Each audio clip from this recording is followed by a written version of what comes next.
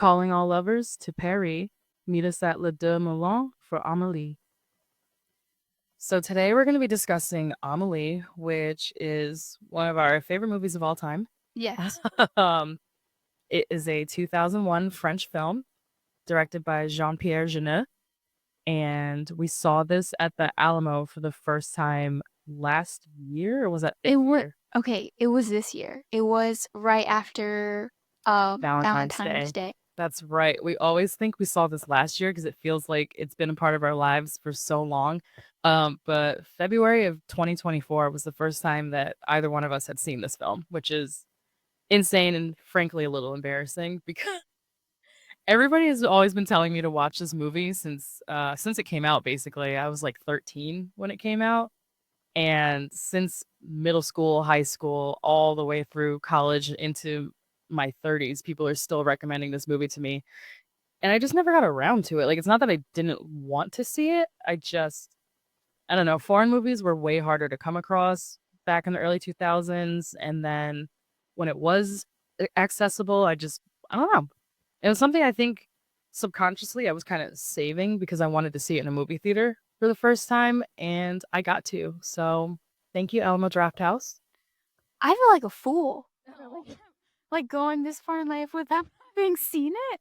And then like seeing it and be like, oh my God, She I've is been me. missing out. Yeah. I feel you there. I think that was one of the first things we said to each other after we saw this movie. We were like, damn, Yeah. damn. Like this I don't know, something about the I guess always seeing where it was streaming, the initial I guess picture of it does not like encompass the movie at all. And I feel like it kind of, I don't know, it like strayed me away Mm. until we actually saw it. See, a bad poster will keep you away from a movie sometimes. I don't I don't know if I think the poster is bad. I just think there's Yeah. much better images from the movie that Yeah. I felt would have represented it better, at least when you're on like a streaming landing page. So yeah, I always kind of shied away from it. And then once I knew that I would like it, I was like, no, I'm gonna save it for a movie theater experience because I just felt like it was right. And I'm so glad we did because this movie is beautiful. Yeah. It's so beautiful. I think now that I have seen the movie, I'm like, oh, that's just Amelie. Like, that's just Amelie. But before, I don't know, I'm a fool. I'm a fool. Aw. Well, fools no more we are because we are well versed in the lore of Amelie now. I think we've Yeah. both seen this, what, like 3, 4 times since then? Yeah. Yeah. I've just been like sporadically watching it whenever I have time. Just because I really, I have such strong like thoughts and I want to make sure I have enough of the movie, like, for the accuracy. Mm. It's very, there's a lot to parse through. It's a simple story, but there's a lot of characters and there's a lot of little interactions between all of the people in Amelie's orbit that makes it not hard to follow, but definitely there's a lot of little details you can miss the first Hmm. couple times Yeah. around. Well, I think because we are like reading the subtitles, it's easy to miss a lot of stuff That's because true. it is such a highly detailed movie that you really have to pay attention. I did not think about the subtitles thing. Yeah, this movie is in French, en français. Don't be scared though. It's so It's beautiful. worth it. If you don't even need to like worry about the subtitles, you can just watch it for the experience and then come back later. True, true. Amelie is a shopkeeper.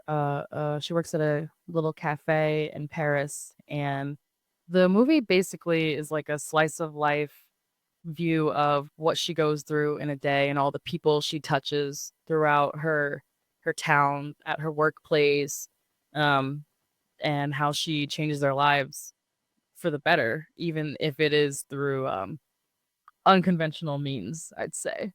So now that I've looked it up, I do think the entirety of the movie is like only a couple days. Okay. I was going to ask you about the timeline actually. The first time I saw it, I was a little confused. I was like, is this a day? Is this a couple days? Is this a week? It's a little unclear, but so you're thinking it's like, Yeah, I think it's a couple or a few days. wow. Okay. I think given that it's like a romance, that really makes sense.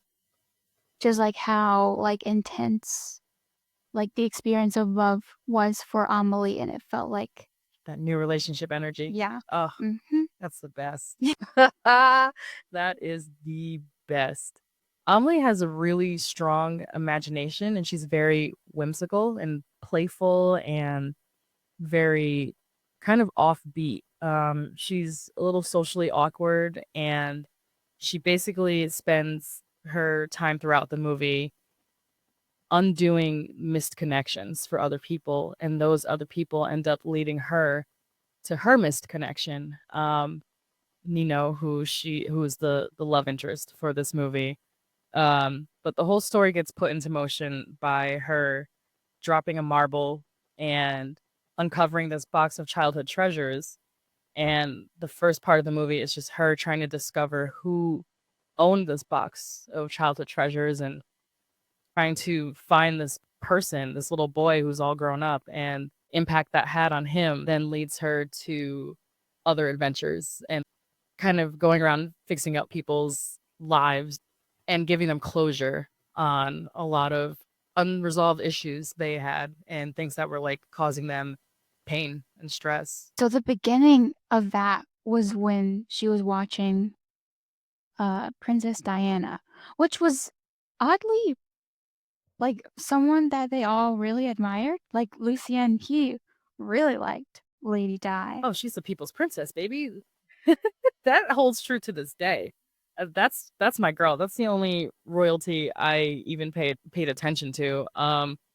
Princess Di is my girl. I have a Princess Diana beanie, baby. Oh my god. But Thank you, Emily. so when she first begins to watch Lady Di, and I think she was also doing when she was doing acts of kindness, I think like immediately from then on you can kind of tell that Amelie is also a film girly. And she gets a lot of her like day-to-day interactions based off of like movies that she watches. She's just like us for real. Yeah. She's Literally like film girly. any of the like unhinged behavior that I do is probably because I watched it in a movie.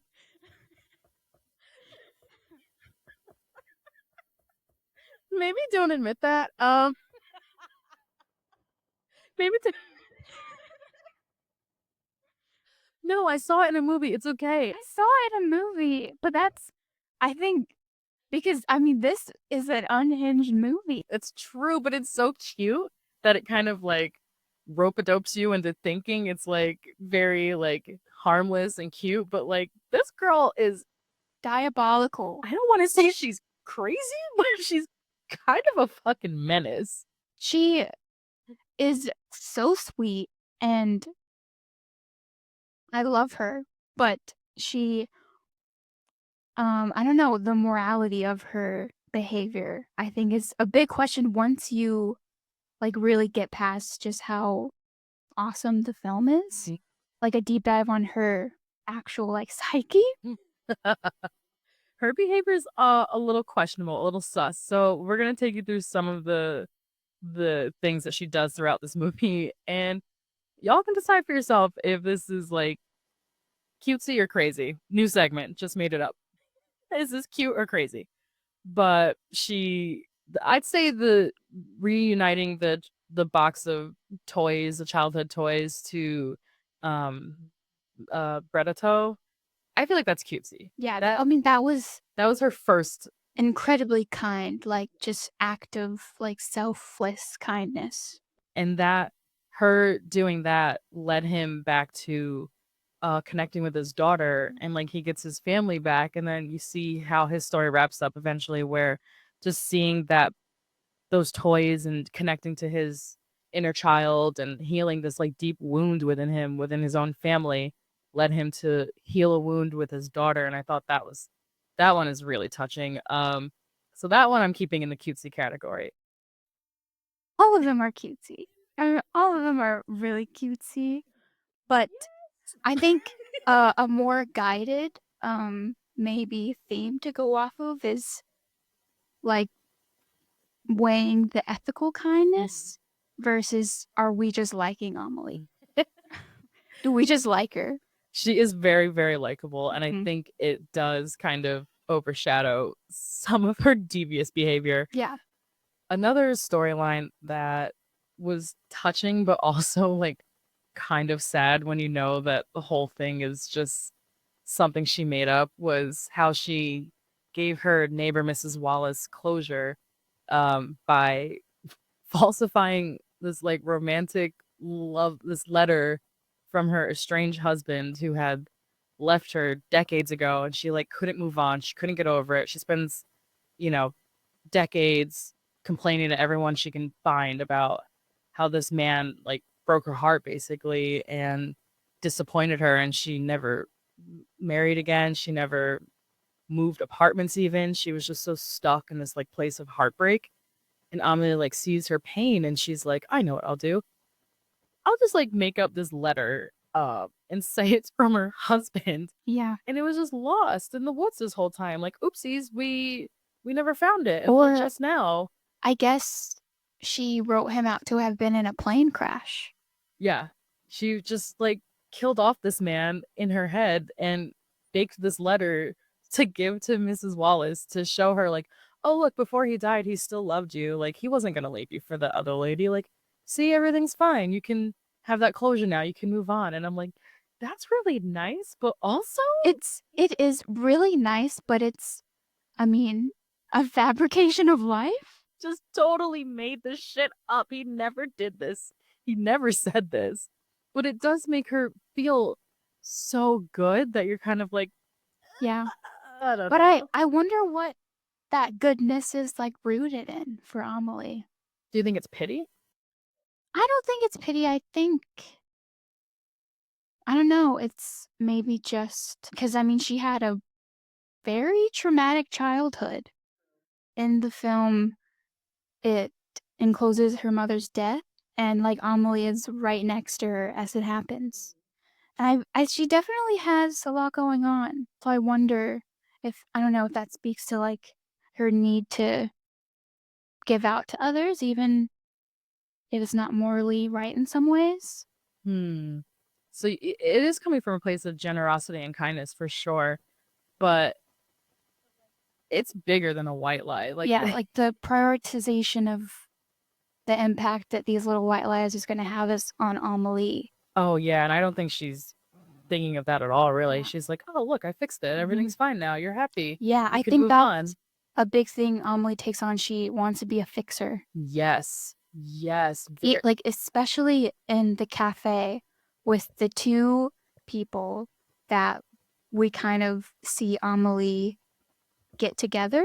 Yes. And She sets up this romance between her coworker and her other coworker's ex. yeah, Yes, dubious enough as it is, because it's like this guy is here because he's stalking his ex who works with y'all, and now you are setting up your other coworker with this crazy man and making like a messy situation between the three of you. Like, I didn't even think of that until just now. Why would you set up your coworker's ex with your other coworker something that and just hope it works out?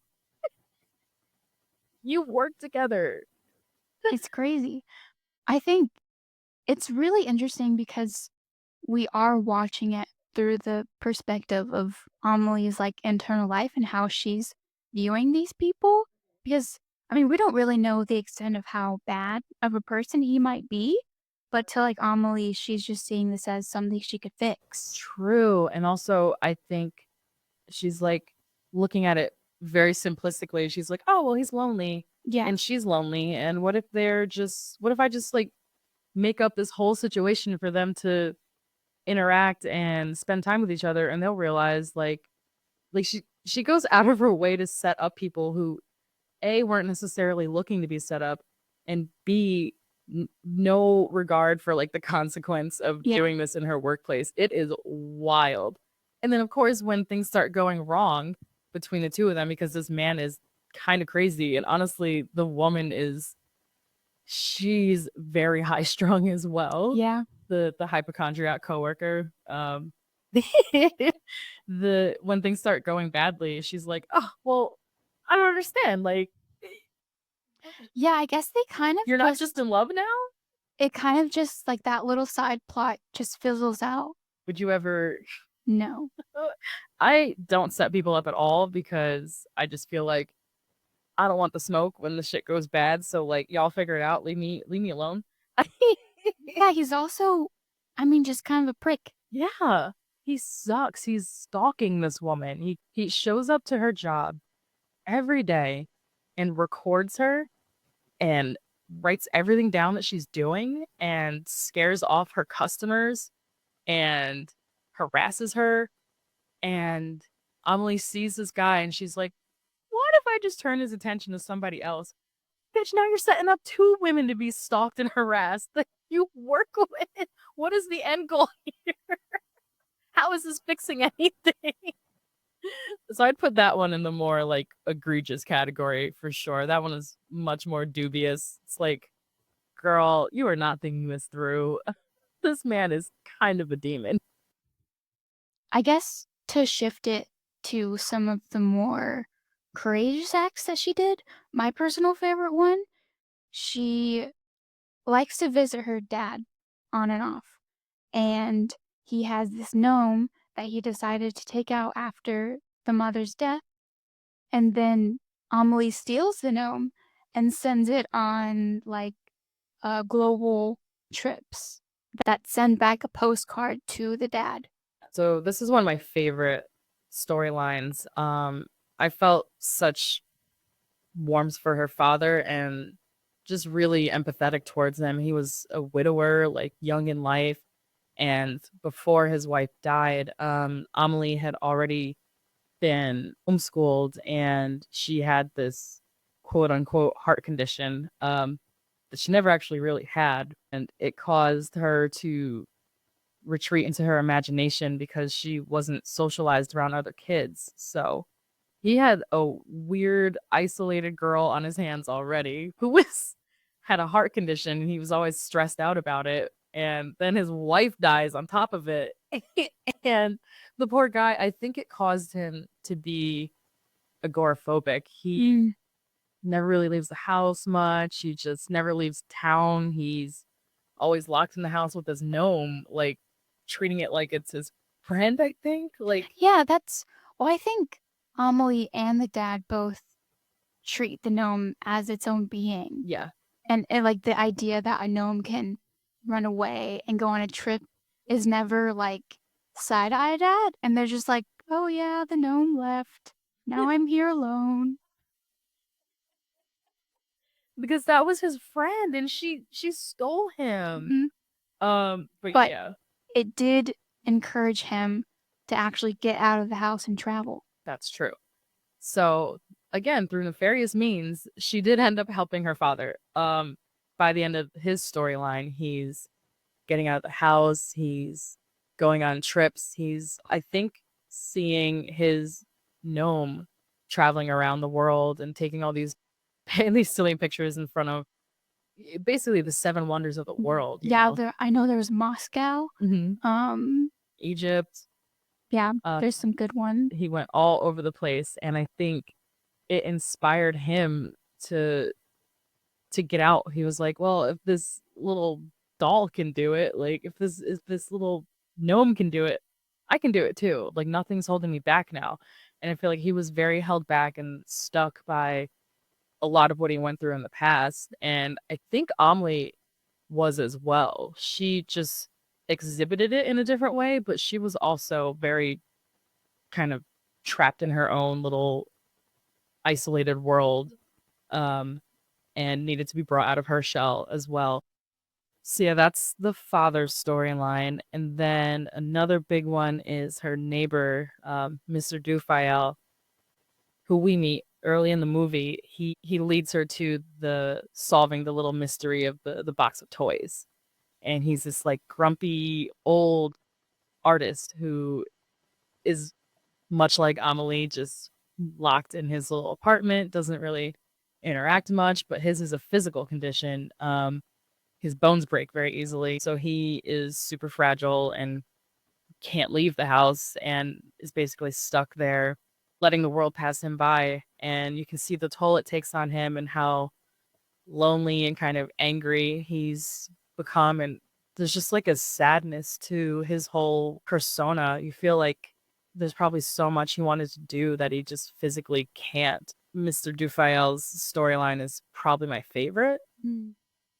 and I just love how powerful the friendship he makes with Amelie is, and how influential he is on Lucienne's life, and them becoming friends, and Amelie helping the both of them leads them to help her meet Nino, who we'll get into in a minute. But Lucienne is the shopkeeper. The Where does he work? At a little, like a little Yeah, he's grocery stand. mhm. Yeah.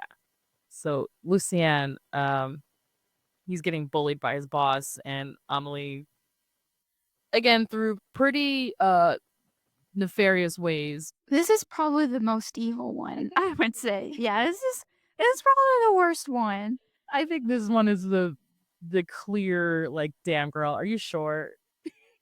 you Yeah. you can't do that.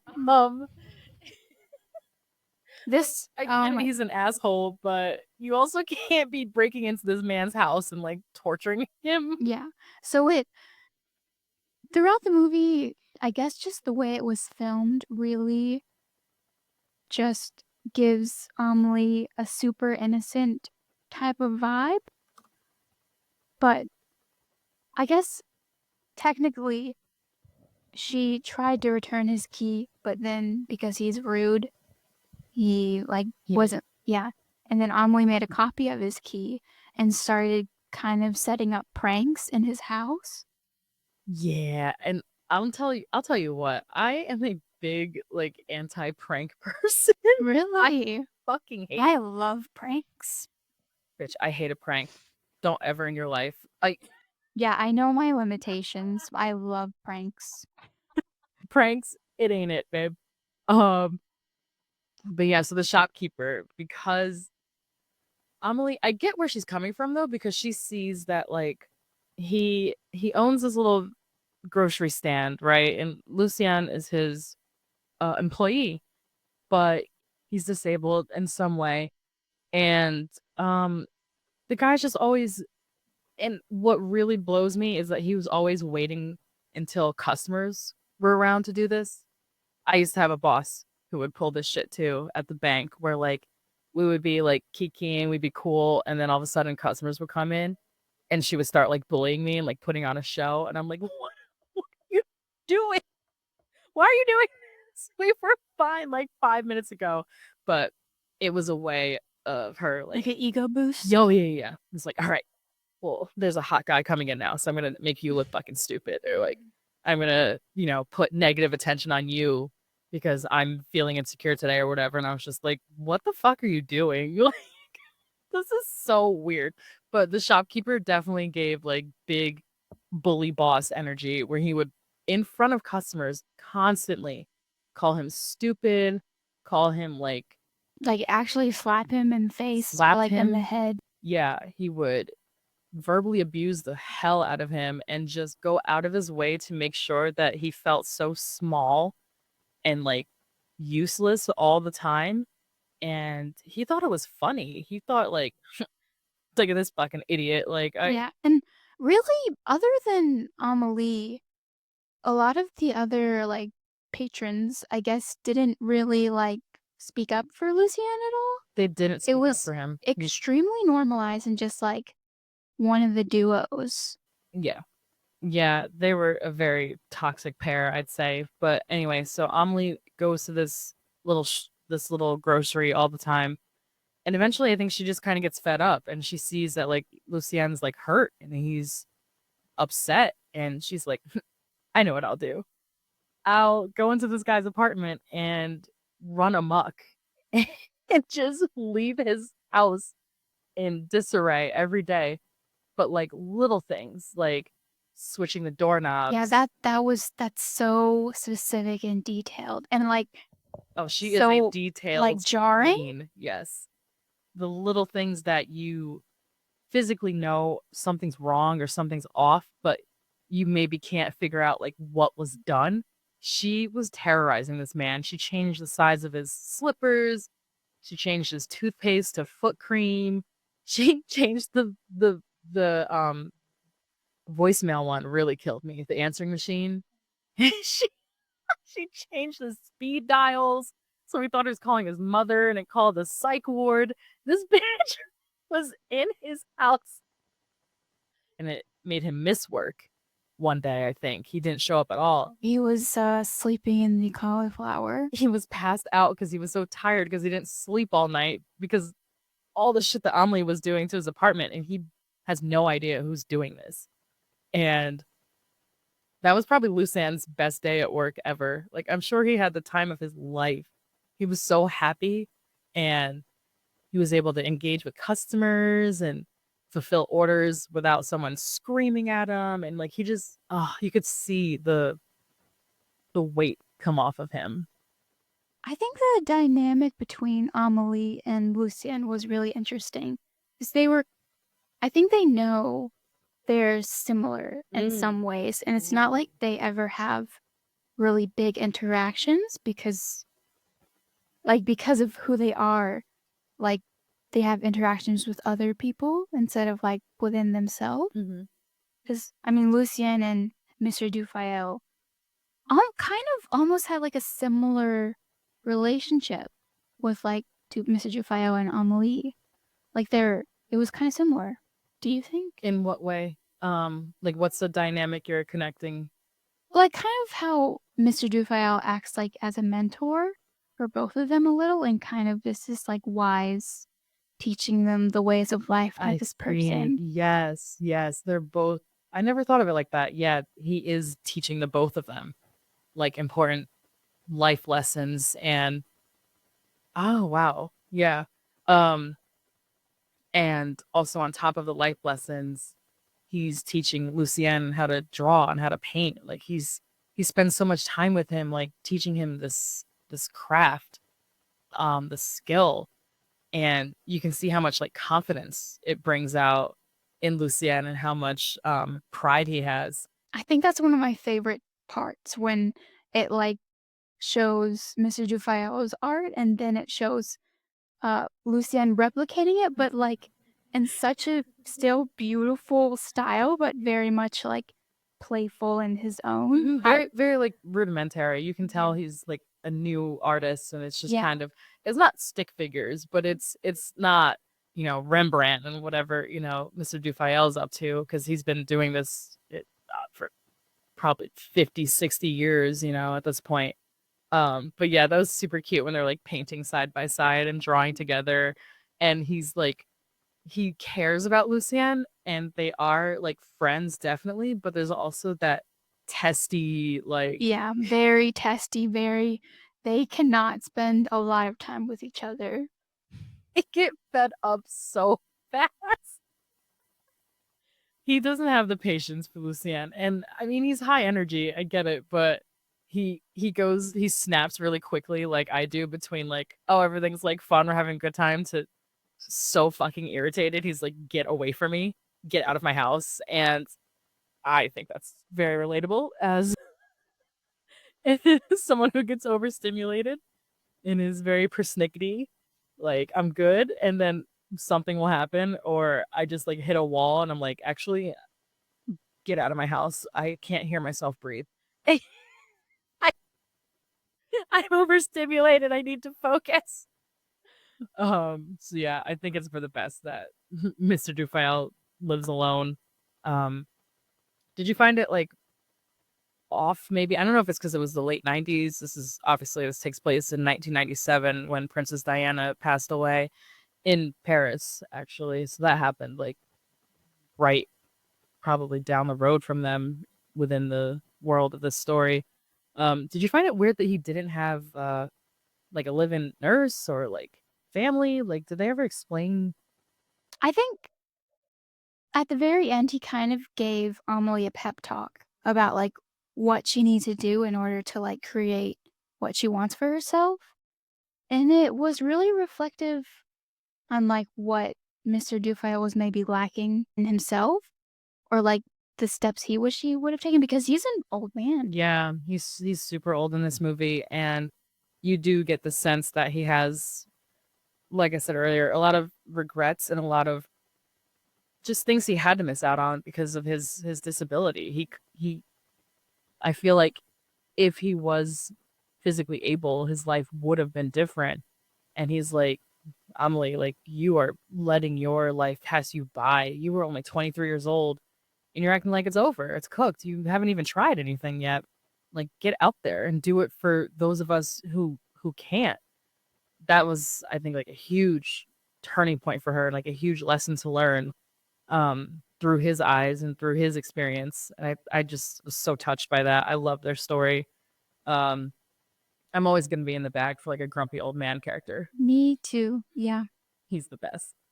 I wonder though, like the difference of if he would have like had someone like helping him, maybe, because it kind of just seems like he didn't know how to like, I guess, function. Do you think he didn't know how to ask for help? Is that what you mean? Or he was Yeah, I mean, one of the gifts that Amelie gave him was a film of, I guess, scrolling through like different channels and kind of showing him what he's missing out on. And he never really gets past the point in the film where, I don't know, how does Mr. Dufayel end, would you say? he that's a good question. I feel like he, besides making friends with Lucienne, which was super important, um, he's still stuck in his apartment for the rest of his life. I mean, it's not like he's physically gonna get better, but I think mentally he did get better. I feel like he found a way to connect with her and with Lucienne in a way that was beneficial to him. I think it made him feel good to help them and to keep helping them and to have people, young people especially, to that look up to him and take care of him and like spend time with him. So he didn't have like a huge change, but I think internally he did. Something that I really wonder a lot about the director is, or I guess the writers, like what is this based off of? Like I think oftentimes characters like this are based off of like maybe multiple ideas of someone or like someone from their life. Um, Yeah, I wonder. I'm sure she feels very real to me, even though this is kind of a surreal world and it's very like modern fantasy. I do feel like like Amelie does feel like she feels like somebody I would know, and she feels like a lot of people I do know in my life. so so the whole experience of the movie is personally to me it feels very neurodivergent, autistic coded, um, which speaks to a lot of the like sensory experiences in the movie. That's so And true. Yeah, I I think it's definitely implied throughout that she's a little quirky. yeah, yeah, and just a lot of the heightened sensory experiences of the film, they are just how Amelie is perceiving life and like the loud trains. That is very typical for like neurodivergency and I guess experiencing life differently than others and like the saturation of the film. I don't know if you can relate to this, but I have a pair of sunglasses that every single fall I specifically wait to wear them because when I put them on, it makes like all of the fall colors like really saturated and like and heightened in an experience. That's so relatable. Yes, I do have a special set of sunglasses, usually per season. I have lost a couple over the years. I need to get them replaced. I actually lost my favorite pair of sunglasses when I Oh went to Los no. Angeles. Oh god. Oh Man. my God, I was fucking devastated. They were the perfect blue. You know what I mean? They were the perfect, they put this like really nice tint on everything, and everything looked so crispy and polarized and like not too dark, not too light. They were the perfect sunglasses. And when I lost them, yeah, I bugged out for a little bit. It's okay. I'll get new ones, but damn. Yes, that shit really hurt because I want to see things a certain way and I want to see them in a certain color. I want things to be at a certain volume. It's yeah. Yeah. I don't know what that is. I don't want to like self-diagnose, and we're not here to diagnose Amelie by any means, but There's tendencies. There's tendencies. There's tendencies and there's emphasis. Yeah. There's certain behaviors that I'm like, oh, she a little maybe. But yeah, I thought that was it's definitely implied, I will say, because she she also notices like extremely small little details about what people are wearing, what they're eating, how they're talking, what her whole little side plot with the photo booth, piecing together people's faces. There were all these ripped up photos over years. Yeah, she definitely seems to like categorize and get to know people not by like verbal communication with them, but like through their likes and their dislikes, and Oh yeah, just like getting to know them, I guess, through different means of communication. yeah, that's true. Very nonverbal, like picking up on their patterns of Yeah. behavior. But when she wants to be, she can engage in conversation. It's really interesting. I think so too. The behavior of hers that I did find very kind of neurodivergent coded is the her she always needs to have like a puzzle or like a project. Yeah. Like she's big on like Special interests? Yeah, for sure. Lots of special little interests. pet projects. Yeah. Definitely needs like games and puzzles and kind of Well, I think this, so specifically with that, with the whole like mystery of how she set up Nino, was through a game kind of, which kind of feels like just the recreation of the movies that she would watch, but also just, yeah, her interest of mystery and like playfulness. yeah, and solving clues. Yes, let's get into Nino actually.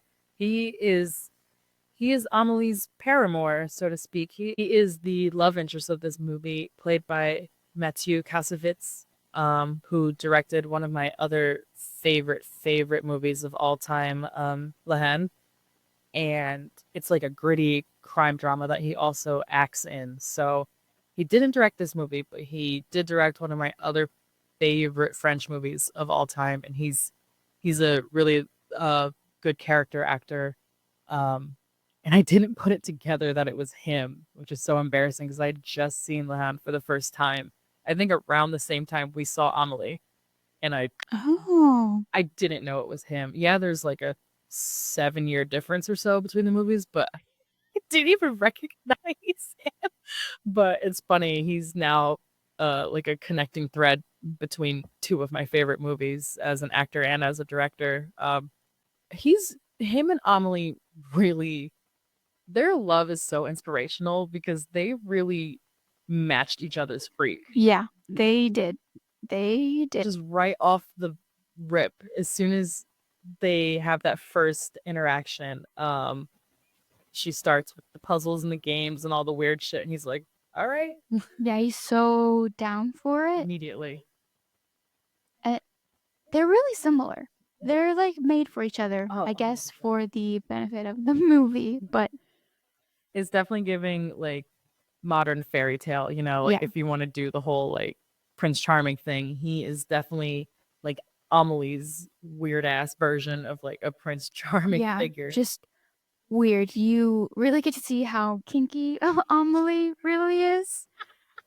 There's a scene where Amelie goes out of her way to visit Nino at his work at the circus, and he moans into her ear, and she's all for it. A complete stranger. Yeah. But yeah, the way yeah, she a little freak bitch, but I respect it. The how did Amelie and Nino meet? how like where does their story connect? Because that's what I'm fuzzy on. How did they? So the train station, Okay. is it a train? Yes.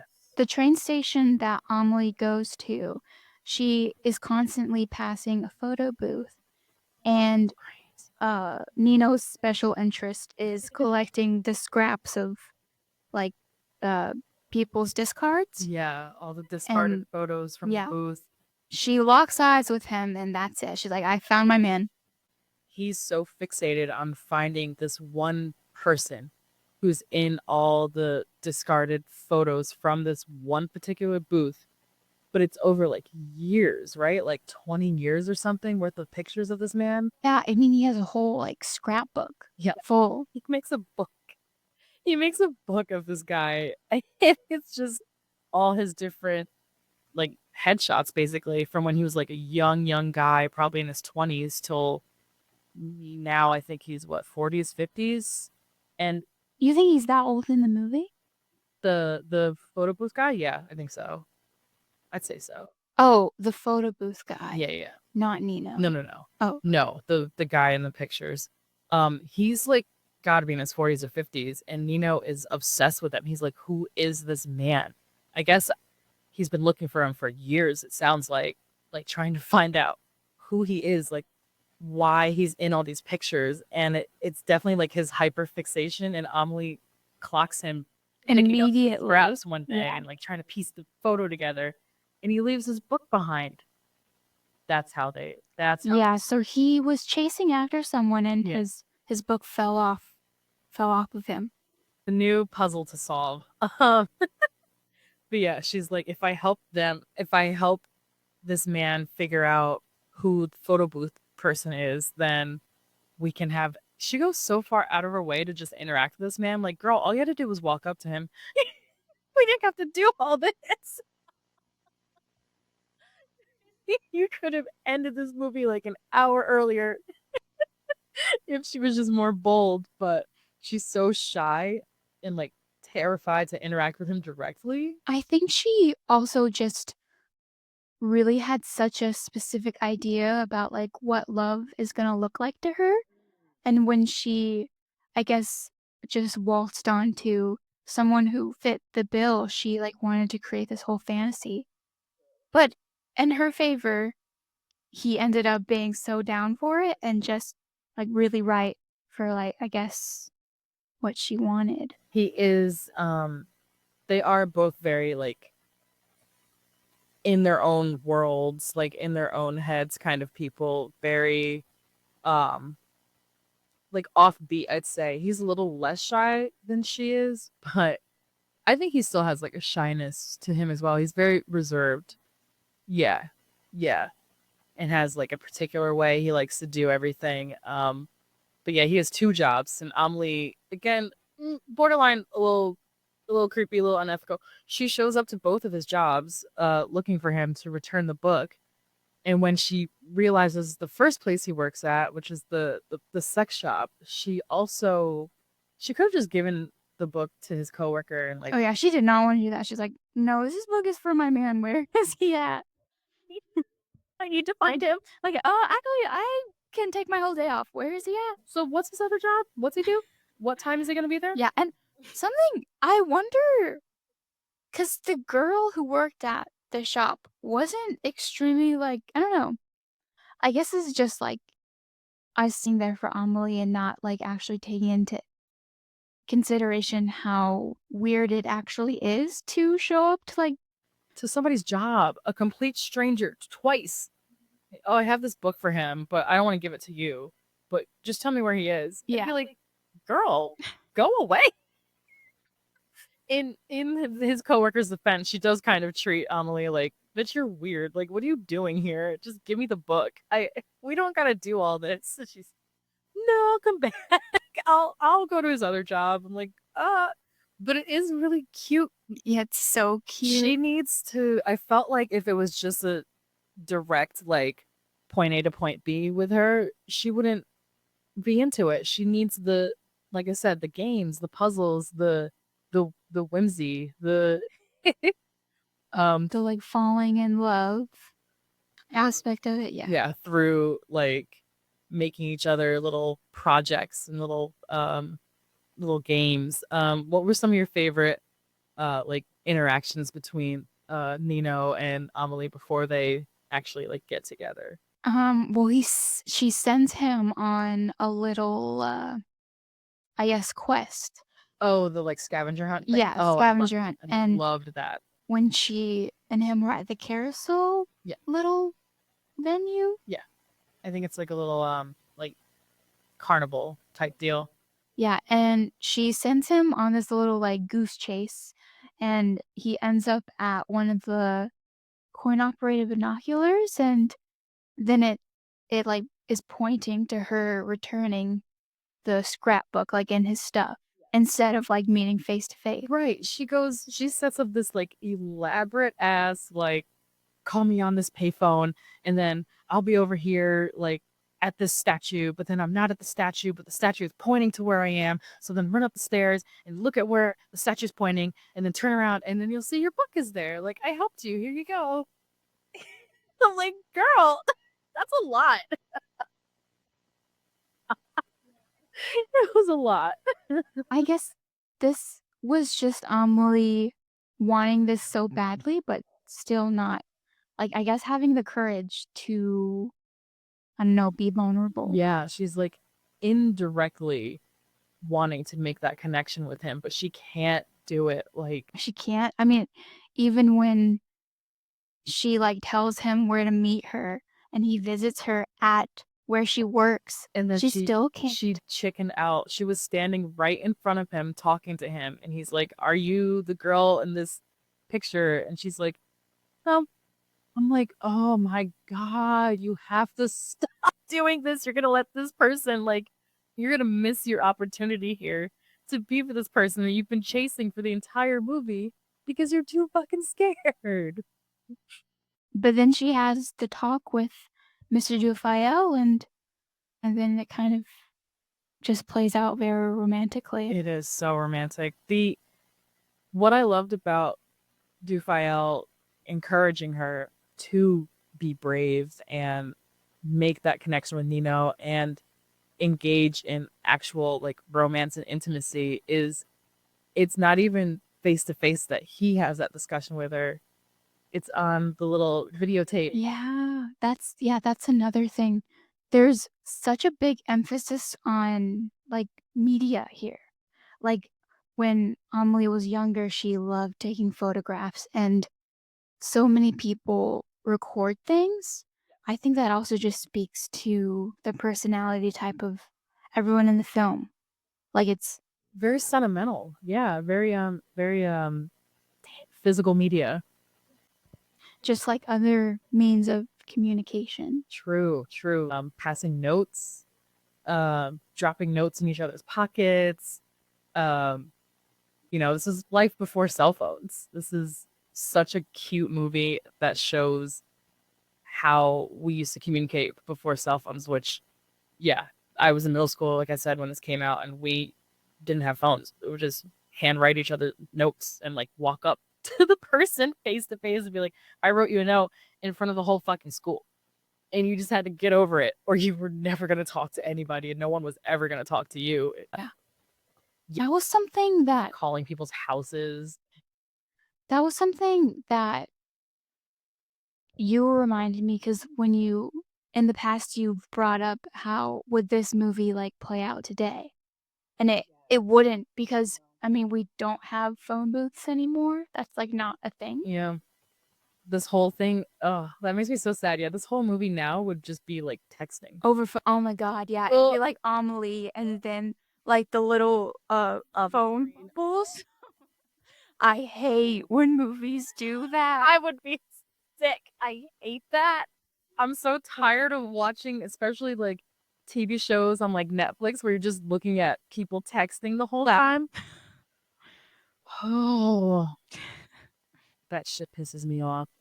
Yeah, Amelie would not work in 2024. And if I see a remake, if I hear one word about a remake, what is it going to be in a fucking chat room? It Like, truly could not work. I don't want it. I don't want it. Yeah. So it's just it does harken back to it's like a simpler time. This movie's only about 25 years old, a little less, but it just feels like such a relic. I know earlier I'd mentioned misconnections, and I feel like this whole movie is like a puzzle where everything and everyone fits together just right and just so, and all of the events throughout this movie and all of the interactions that Amelie either encourages or influences directly, all the connections that she makes, they lead her to her path. And it made me think of, are you familiar with the term canon events? A little. Now just because I know you. You've been able to explain it to me. Yeah. So I became familiar with this concept through comic books, but specifically through the Across the Spider-Verse movie. Mm. So a canon event, the way they describe it in that movie is something that happens to a person that makes them who they are and puts them on the path that they need to be on. And it's something that's fixed. It's unchangeable. Throughout the movie, Miles goes through different like alternate universes and meets like 50, 100 different other Spider-Men, all different walks of life, but they all have these same certain events that happen to them that lead them to being a superhero. And it's always, my uncle died or my aunt died, or, there's certain events that happen that make them Spider-Man or Spider-Woman, Spider-Gwen, what have you. Um, and they can't change him. And Miles is constantly like trying to change or stop his, things that are going to happen to him. He's trying to stop. And all the other people are like, you can't stop this. This is a canon event. This is who you are. And this is what's going to make you who you are. And no matter where you go and what you do, this is going to happen. And you have to just accept it because this is your path. And I feel like there was a lot of similarities to where if Amelie wasn't in a certain place at a certain time, she never would have seen the photo. If she didn't if she didn't see the photo, she never would have met Nino. If she didn't go to that grocery store that one day, she wouldn't have made that connection with Lucienne or witnessed the bullying. Like everything in the movie led her to a certain person in a certain place at a certain time. And I just thought that was like really cool to see it all come together in the end for her, because if she hadn't done all those things throughout the movie, then Mr. Dufayel wouldn't have been able to do that for her. And basically force her to make that connection and stop running away from Nino at the end of the movie. Um, what were some other like canon events do you think that led her to Nino? The first like meeting of Amelie and Nino, he wasn't even like looking at her. There was something like going on behind them, but then when he runs off, she chases him.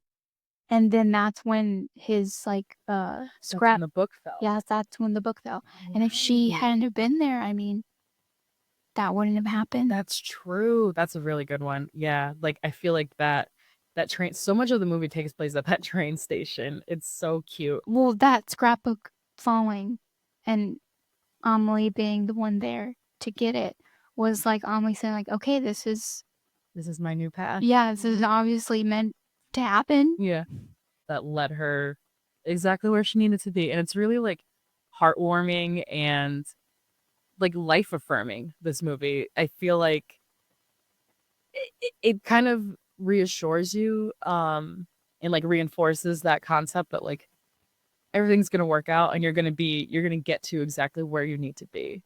There's just so many scenes that really like tug at you and just make you feel incredibly warm and seen. It's very human. Yeah. And I think getting to view the simplicity of Amelie's life and what she wants for herself is, yeah, reaffirming, especially like in today's society and how I think against like norms Amelie is like choosing to live. and it's just really, really nice and different to see in a movie. Pretty rare for something that's female led. Like, yeah, eventually she does like fall in love and get that romance, but that's mostly not what the movie is about, you know? It's about her making that connection with her father and with her friends and with her neighbors and with her coworkers and with like all the people in her life that eventually do get her to a romance, but she stands on her own. Like even if the Nino character and all of that didn't exist, this Yeah. is still like such a touching slice of life movie about connecting people and letting people connect with you. Yeah, I think Amelie's community, although she lives incredibly independently, she has such a, like, freeing, like, welcoming community. Yes, you're right. She has a network. Yeah. But she has Oh, a support she's system. a community builder. Mhm. She has Yeah. a support system. Yeah. I love how she interacts with all of her coworkers. I feel like all of them kind of view her as her own, but wanna protect her so much. They are very protective of her, yeah. And I love how the one coworker just chips in when she realizes what's happening with Nino and she goes to meet him. Remember? She like She's, like, making sure he, like, passes because she is protective over Amelie, and she knows if this doesn't go how she wants, Amelie's gonna be really scared to try and, like, fall in love again. and I feel like most coworkers like wouldn't do that, you know, like they're so close and they really look out for each other and look out for her. And it's just so this movie is like Just a warm hug. it is. It just you walk out. I remember walking out of the theater with you and our faces were all red and we're just like Just, like, wanting to twirl around. Just talk about how much joy there is to have in life, you know? to wrap this up, what's your biggest takeaway from this movie besides maybe chopping your hair off? I think just I really connected with this movie because it feels like how I wanna live my life, just like how I guess how simple and how playful, but incredibly meaningful Amelie makes life out to be, and it's just really nice to see that perspective in film. Yeah, like a real celebration of like simple pleasures. She definitely reminded me of you a lot. Like I think a lot of like women I've known in my life are very like Amelie coded and I didn't know that because I'd never seen this movie, but people who love the small things and are very like nurturing and have like weird hobbies and like big imaginations Mhm. Yeah, and that's the creativity creative. of this film. Yes, It's just beautiful. very like open-hearted and kind at the end of the day, but a little crazy, a little a little mischievous, I think, maybe a little naive too. naive. Yes, there's just so many people I've known like this, and loved like this. There's something very down to earth about this, even though it is kind of a fantasy, like a very Yeah. surreal movie. And one last thing is just I after going through such a hard time in her life, I love that she like got back out there. Like she decided to be open and vulnerable and like you said, try to make connections with people even after she had hid away for so long and had been so introverted. I just love that she got back out there and was like, you know what, I'm ready to live again and I need to be out in the world trying. Yeah. Just trying. I love how, yeah, I guess just open the film is to Amelie's way of living. Like, it's never, I don't know, questioning her decisions, kind of just displaying her perception and how she views life. It didn't try to make her a different person in order to get a relationship. That's a really good point. I feel like that's where a lot of romance movies go wrong. They're like, well, if you just change everything about yourself, then this man will love you. And I'm like, why would you say that? Like, why would you show people that? Like, oh, if you just lose weight and cut your hair and, you know, change everything about yourself and like get new clothes, then you too can like get the guy. Yeah, but it's like you can be weird and you can be yourself and you'll find what is meant for you. Exactly. Here's to the weird girls. I think the movie is just incredibly like kind to I guess Amelie's mistakes and just her decisions because although some of her actions might be questionable, you know, there's always room for growth and like Amelie's just on this self journey of trying to like prioritize herself and like get what she wants. That is perfectly said. And I think we'll end it there. So that's Amelie. If you want to watch that movie, it is streaming on HBO Max right now. It's in French with English subtitles, which you can handle. It'll be fine. Trust me, it's not that hard. Um, it might also have an English dub, but I don't recommend that. Don't do that. Don't be that person.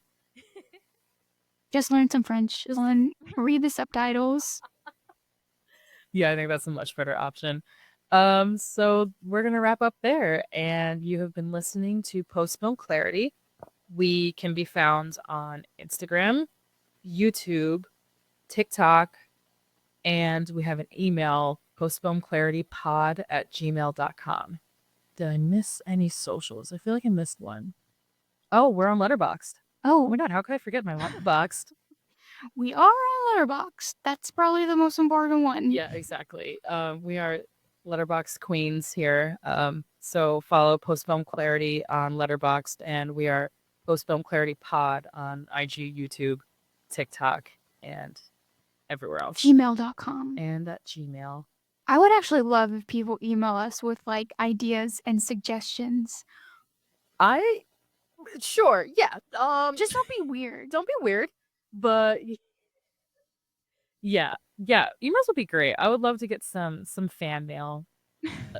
Also, suggestion for future episodes, Yeah. feedback, just any of it. Yeah, postfilmclaritypod@gmail.com. And thank you for listening. Our third episode will be an animated movie, I think, and this is one of Lindsay's favorite movies. So if you listened to our intro episode, I know she said like 10 movies were her favorite movie. You might be able to gather some clues Yes. as to what we're covering next week. Until then, I'm Marquita. I'm Lindsay. And thank you for listening. Bye, honeys.